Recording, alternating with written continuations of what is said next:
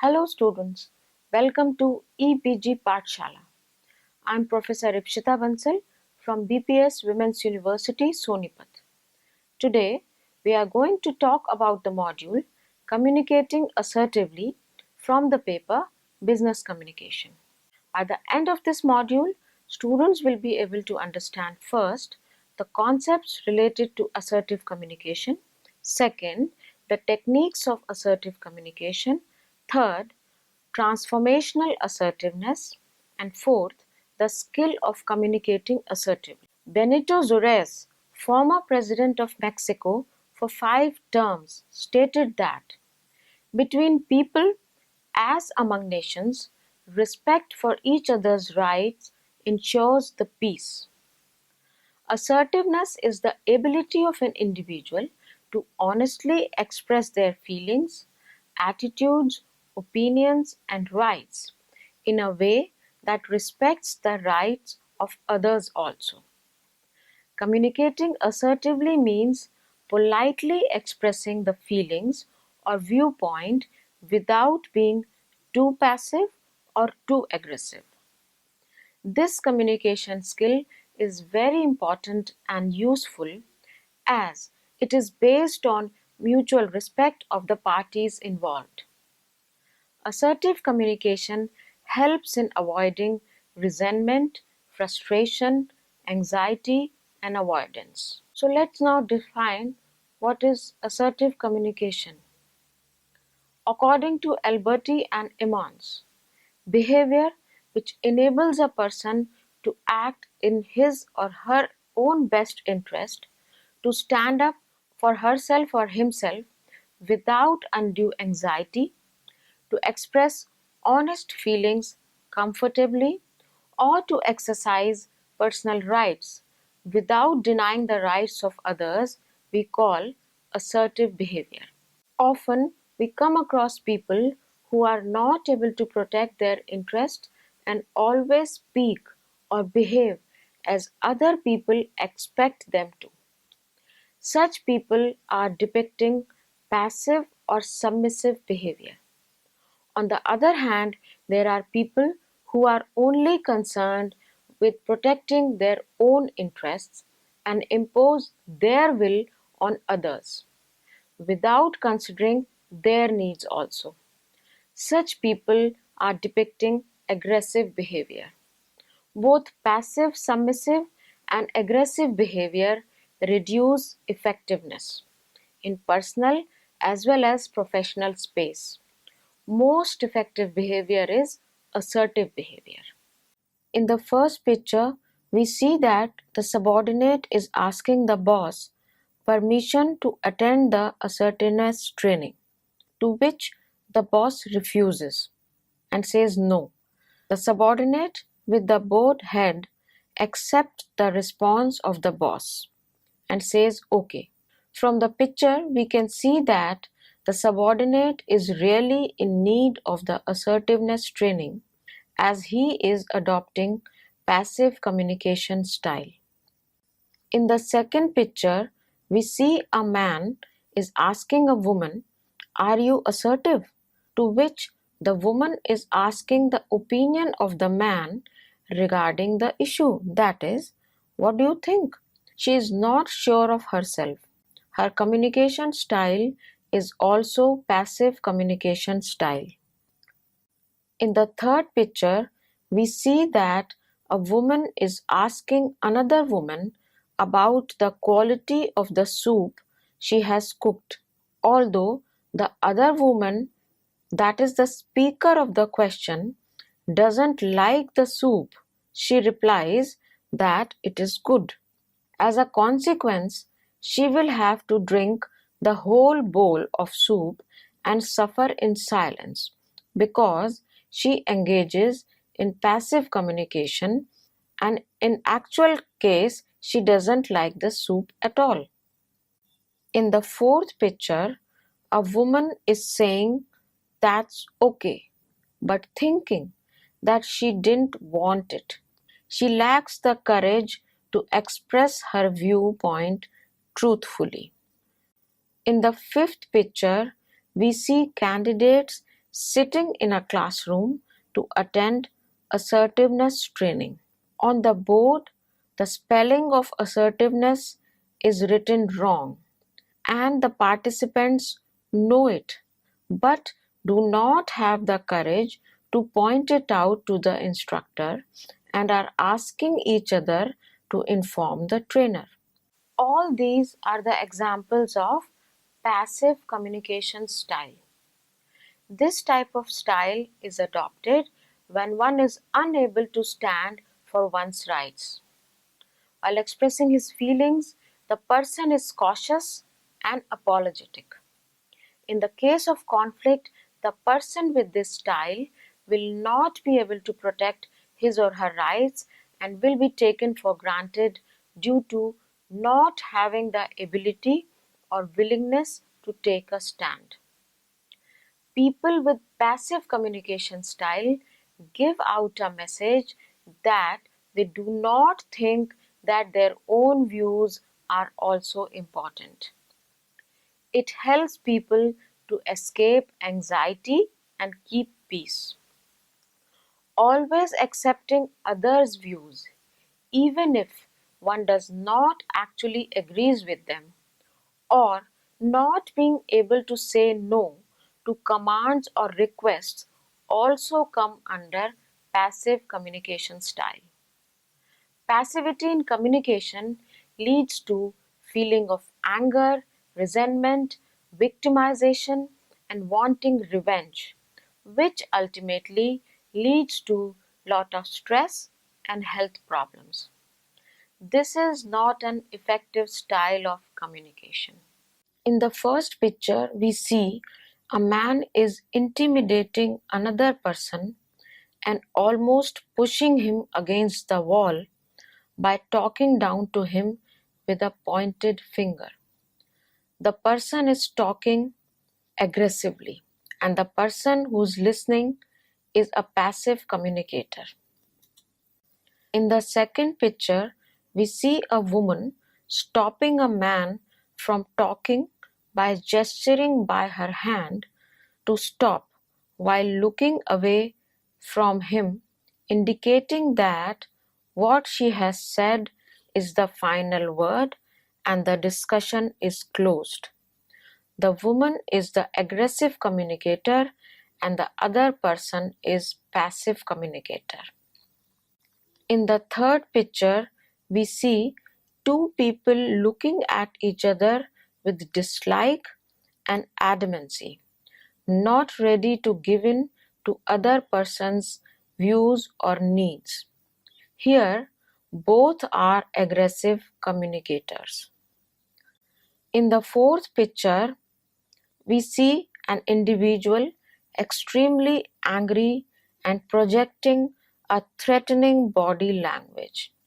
Such a stand will not result in effective communication. In all the four above situations, effective communication is not possible, and the likelihood of achieving win-win scenario is almost impossible, as aggressive communication style is adopted. In this style, the person stands up aggressively for their rights and are likely to violate other people's rights. Aggressive communication style may make one believe that one can get what one wants by being aggressive. But such communication style is not sustainable, as this reduces mutual trust and respect.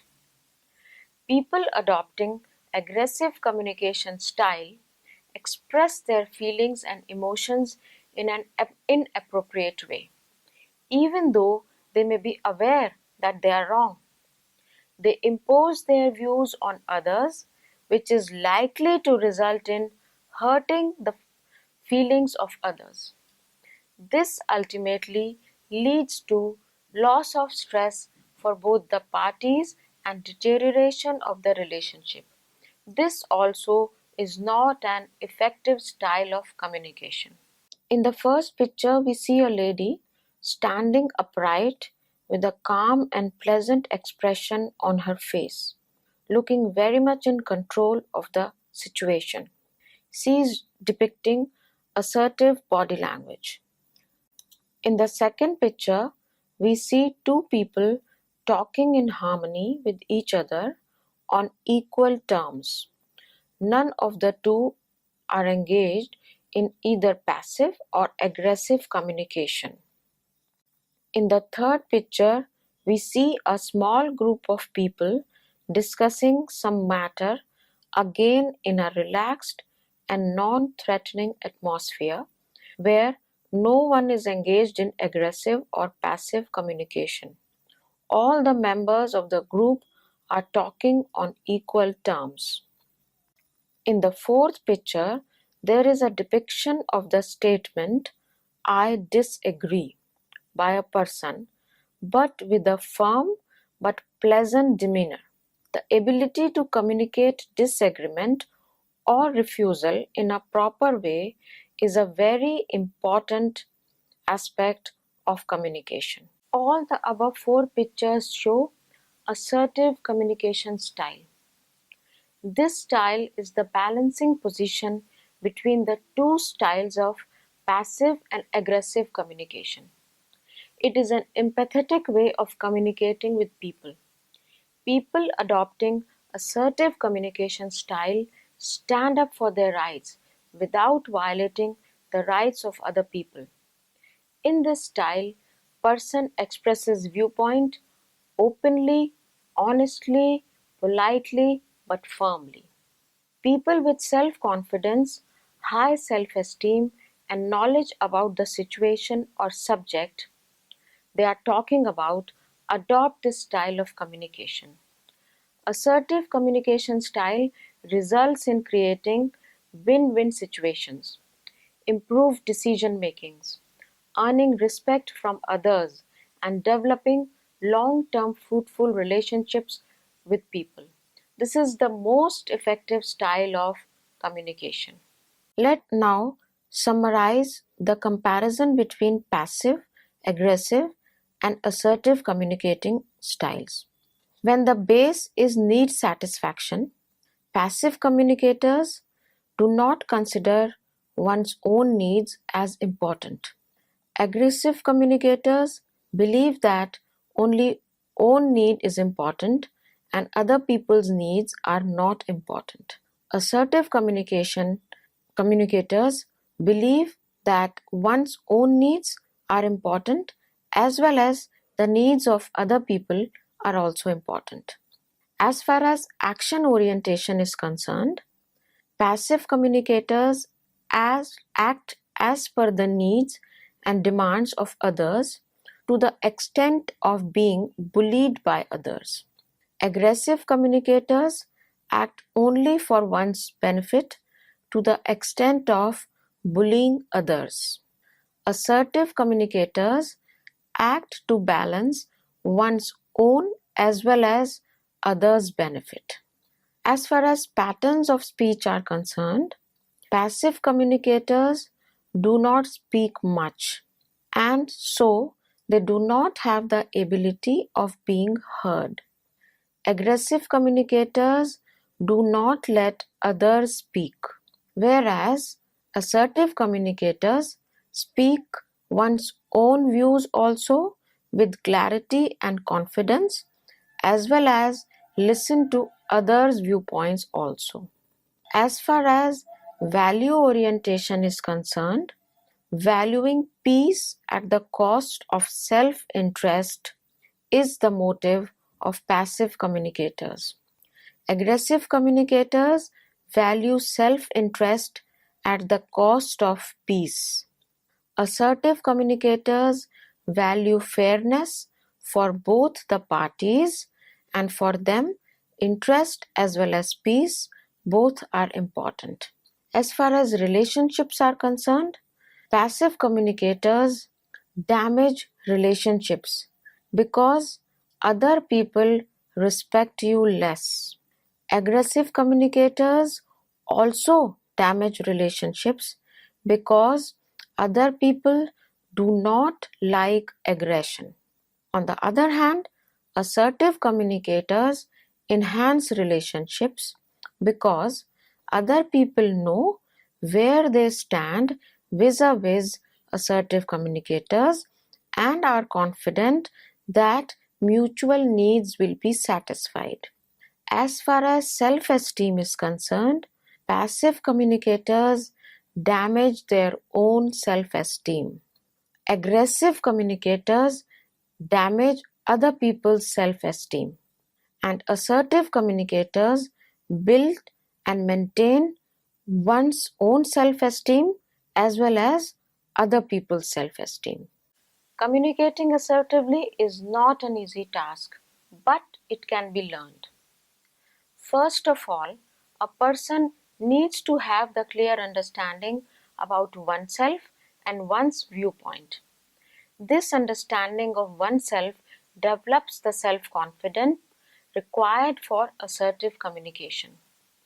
People who communicate assertively get easily into win-win situation by finding the common ground. People can better solve the problem by communicating in this manner. People having the assertive communication skills are calm and in control of the situation as they have the confidence in their potential to handle the situations. So, what are the barriers to assertive communication? People are not able to assert themselves when they feel that they do not have certain rights. Secondly, they are anxious or fearful of the other parties. And third, they feel that do not possess the skills or actually do not possess the skills of assertive communication.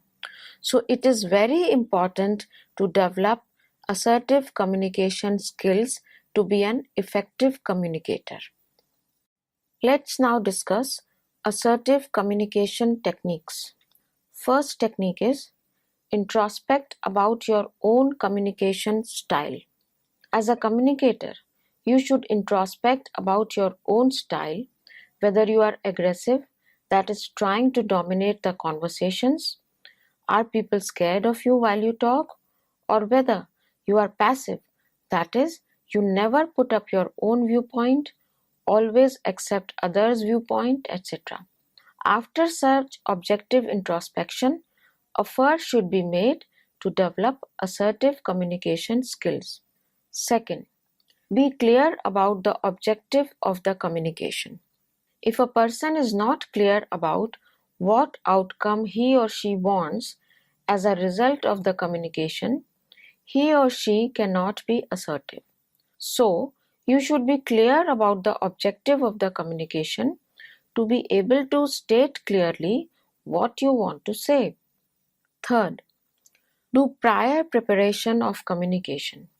It is always a good practice to prepare or rehearse the communication beforehand if the matter to be talked about is important and sensitive. Also, rehearsing beforehand is advisable if communicating with a specific person is stressful. Fourth, use clear and precise language. A speaker should use clear words and language which the audience can easily understand. Also, to be assertive, it is important that language should be precise and crisp to convey the clear message.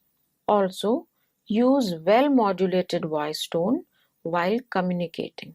Fifth, make use of I statements.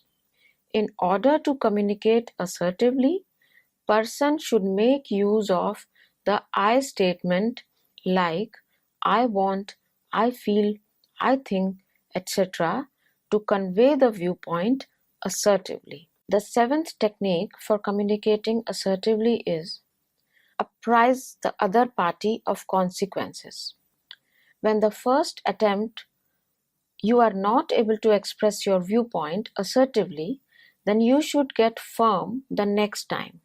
For example, when one of your office staff reaches late to the office, then on the second or third instance, you should remind the staff about the negative consequences the employee will face if the mistake is repeated to make your point clear. Eighth technique is communicate only when you are emotionally stable. When a person is highly emotional, then it is not possible to convey one's viewpoint clearly and firmly. So, whenever you are angry, sad, or under the influence of any form of extreme emotion, you should postpone communicating till the time thoughts are settled, or ask the other person to have the communication at a more appropriate time. Ninth technique is repeating the statement. During a conversation, if the receiver of the message is not listening to you, then you should repeat the same statement again and again to make the other person understand that you really mean what you are saying. The 10th technique is scripting. This technique involves preparing of responses using the approach of describing the following. First, the event. Inform the other person how you see the situation or problem. For example, Milan, the production costs this month are 20% higher than average. You didn't give me any indication of this, which meant that I was completely surprised by the news. Second, script your feelings. Clearly state how you are feeling in a situation to put your point across. For example, this frustrates me and makes me feel like you don't understand or appreciate how important financial controls are in the company. Third, script your needs. Clearly state your needs so that there is no confusion in the mind of the other person. For example, you tell your team, I need you all to be fully focused on the task at hand and postpone any plans of taking leave till the time this project is wrapped up. Fourth, the consequences. Describe the positive outcome if your needs are fulfilled. For example, you tell your team, I'm here to help you and support you in any way I can. If you trust me, then together we can achieve the targets. The eighth technique of assertive communication is using appropriate body language. Communication isn't just verbal. The body language plays an important role. While talking, your facial expressions should reflect how you are feeling: angry, sad, irritated, or delighted. Maintain upright posture, firm eye contact, steady voice, and confidence while communicating. The 12th technique is receive criticism and compliments positively. You should accept other people's remarks, whether positive or negative, with open mind without being either sad or aggressive. After making mistakes, don't hesitate to apologize or take help. The next technique is learn to say no. You should not accept just anything or everything said or demanded by others. Learn to say no to demands and requests which are beyond your limits or put unfair pressure on you. The 14th and the last technique is start with low risk situations. This is very important. Practice the newly learned assertive style of communication in low risk situations with friends or acquaintances before practicing it in high risk situations like communicating with seniors at workplace. Many people, when trying out assertive behavior for the first time, go too far and become aggressive. Take the needed time and observe actions. Practice and ask for feedback from trusted friends or colleagues. Let's now understand and discuss traditional versus transformational assertiveness. We have understood about the techniques of assertive communication. We have to consider whether we need something more than the techniques to be assertive.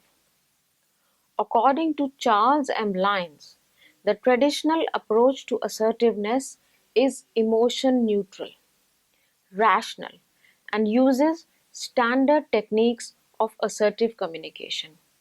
That is why it can sometimes be difficult to make this approach heard in difficult or emotional circumstances. Also, from the viewpoint of an aggressive person, the traditional approach to assertiveness may come across as weak. But from the viewpoint of a passive person, it may come across as overly strong or even aggressive. Lyons has suggested the use of transformational assertiveness, where the communicator seeks to mold his or her emotions and behavior as per the demands of the situation and context, instead of applying standardized and neutral model of assertive communication, claiming applicability in every situation. Assertiveness is a fluid and changeable concept. It may look and sound different in different situations. Sometimes the situation may be such that the communicator, to control the situation, may have to assert himself by being aggressive, thus adopting assertive aggressive style. In another situation, the communicator, to control the situation, may have to assert himself by being passive, thus adopting assertive passive style. Using transformational assertiveness. To use transformational assertiveness effectively, you need to first understand how others prefer to interact with you. There are four main ways in which people can interact with you. First, as takers. They will use an aggressive approach where the taker wins and you lose. As givers. They will use passive approach where the giver loses and you win. As swappers. They will use an assertive approach where the swapper seeks win-win outcomes through the use of balanced, objective, and logical approaches.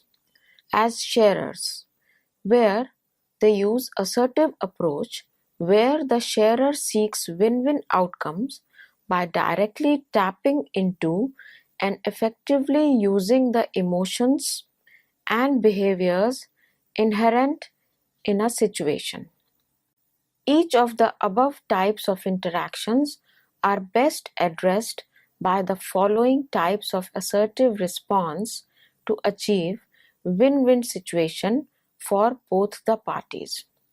Takers are best responded to by an assertive aggressive style of transformational assertiveness to keep their tendency of being pushy in check.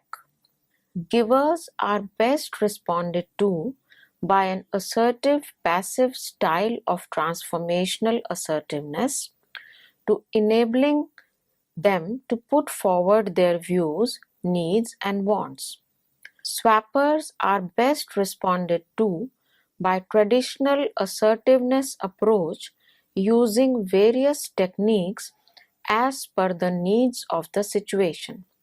Sharers are best responded to by a number of assertiveness styles depending on the situation and the context by understanding the emotional state and the behavior of the person and tapping in your own emotions to control the situation effectively. So let's now understand the formula for assertive communication. The most effective way for assertive communication can be the following, where first part is when you say I feel. Second part is when you say when and describe the situation. Third part is when you say what I would like you to do is. For example, I feel really disappointed when, despite being the senior most person of your team, you don't take the responsibility to work towards the agreed upon plan for improving the performance of the branch. What I would like you to do is be the leader of your team and coach them by your own example how to bring about the changes in the work methods and work as per the plan agreed upon so that we can achieve the goals. The first part of the statement, I feel, starts the statement on an assertive note, being firm enough to state one's feeling about the situation. So, taking it out of the area of passivity. Also, by starting with self and not the other person, the possible aggression in the statement is also controlled. The next part of the statement, when, needs to be very specific. In the statement, the speaker clearly and precisely states what the listener does which is not appropriate and needs to be changed. The last part of the statement, what I would like you to do, again very clearly and precisely tells the listener what he needs to do.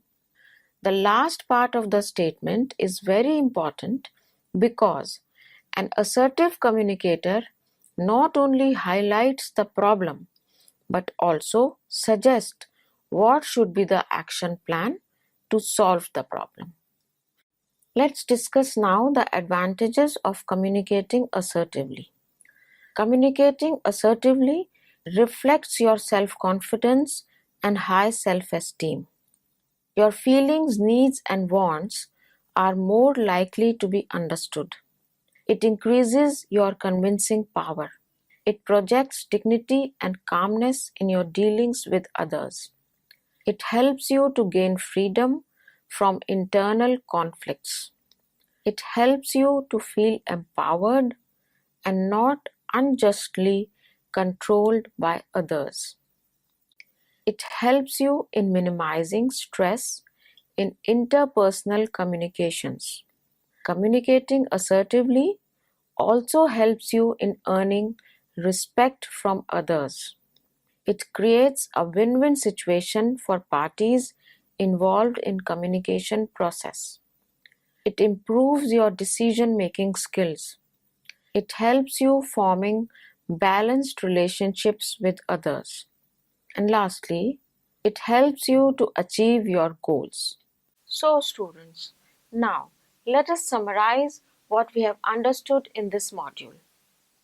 In our personal as well as professional spaces, communicating effectively is very important for achieving goals and developing and maintaining relationships. The styles of communication can be passive, aggressive, or assertive.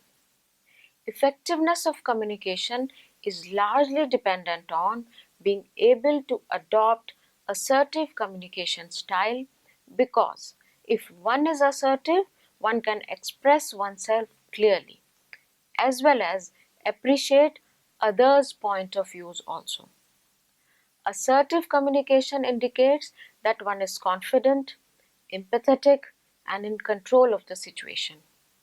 Assertive communication can be learned by continuous practice following certain guidelines if the person is willing.